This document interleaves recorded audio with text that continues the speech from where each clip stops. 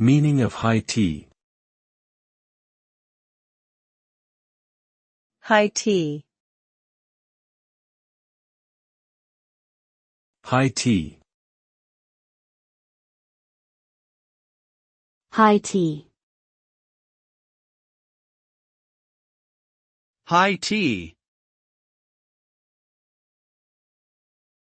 High tea typically refers to a British meal that is served in the late afternoon or early evening. It typically consists of a variety of savory and sweet foods, such as sandwiches, scones, cakes, and pastries, along with tea and sometimes also champagne or other beverages. High tea was traditionally served to working-class people as a substantial evening meal, whereas the upper classes would have an afternoon tea with lighter fare.